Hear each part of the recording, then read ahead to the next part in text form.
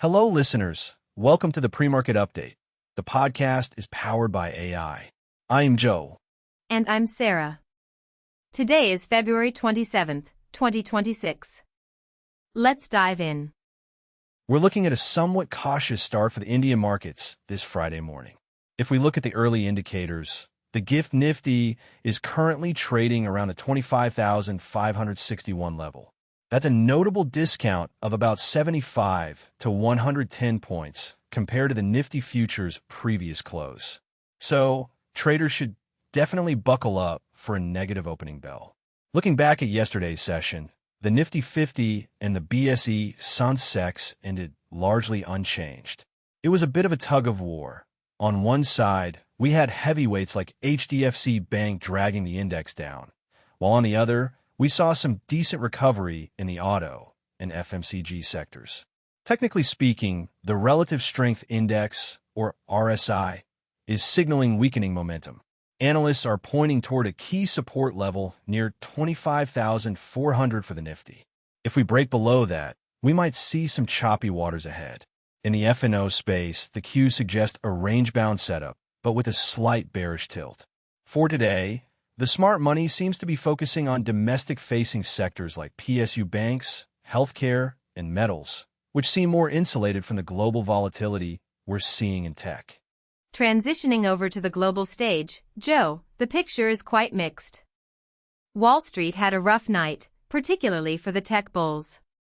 The Nasdaq led the losses as the much-anticipated NVIDIA earnings, even though they were a beat, failed to sustain the massive AI hype, causing a sharp pullback in semiconductor stocks. This NVIDIA slump essentially stalled the broader tech rally we've been enjoying.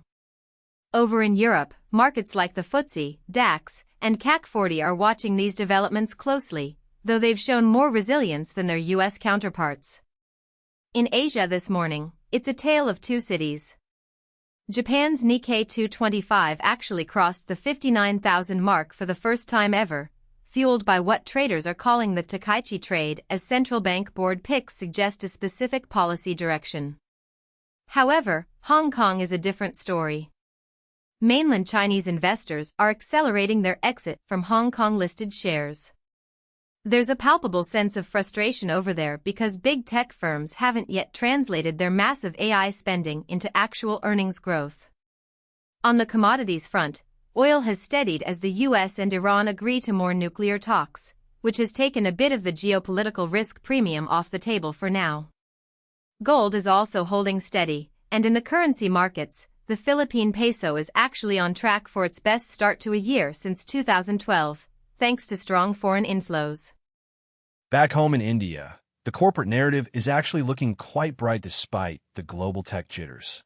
One of the biggest stories we're tracking is the massive return of global funds. Foreign investors have pumped over $2.5 billion into Indian stocks this February alone. That's the fastest pace of buying we've seen in 8 months. Why?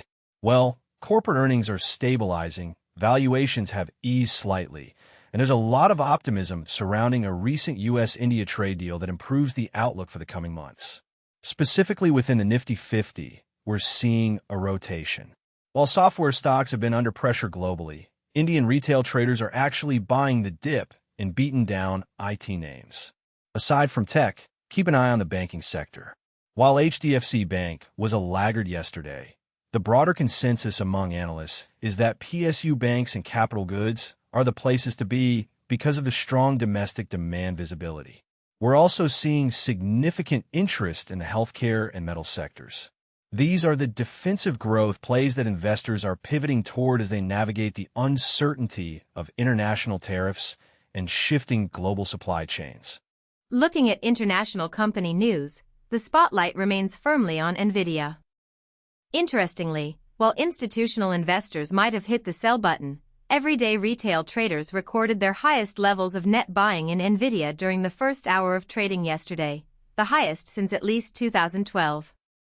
It's a classic battle between retail optimism and institutional profit-taking. In other sectors, Celsius Holdings is making waves.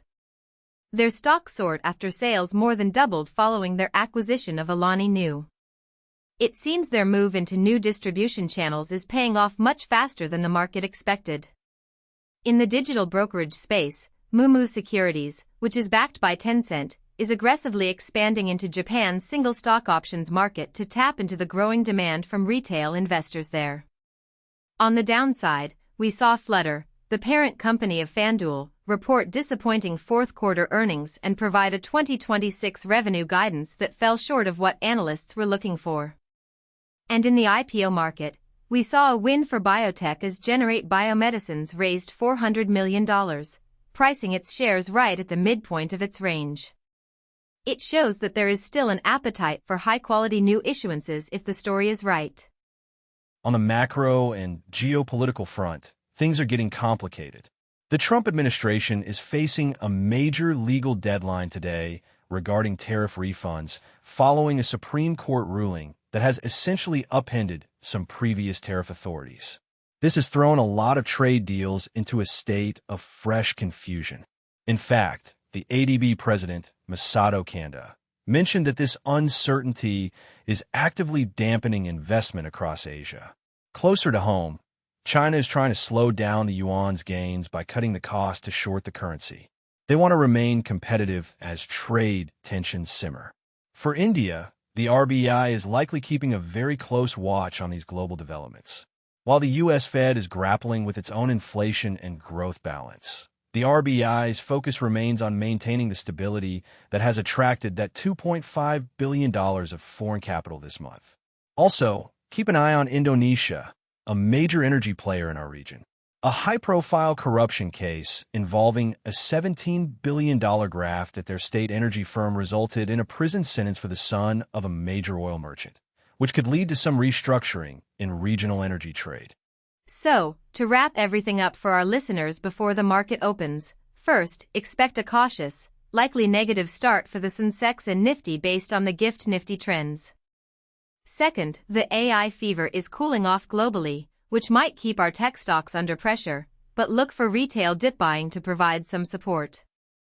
Third, domestic sectors like PSU banks, auto, and healthcare are currently the preferred hedges against global volatility. Fourth, monitor the foreign institutional investor flow.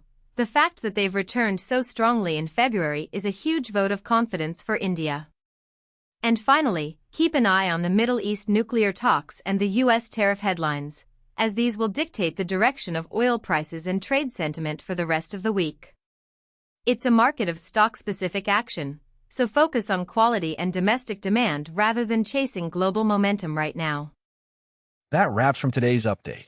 I hope you gained useful insights to start your trading day. Add your thoughts in the comments and follow for more such updates. This is Sarah. And Joe, signing off.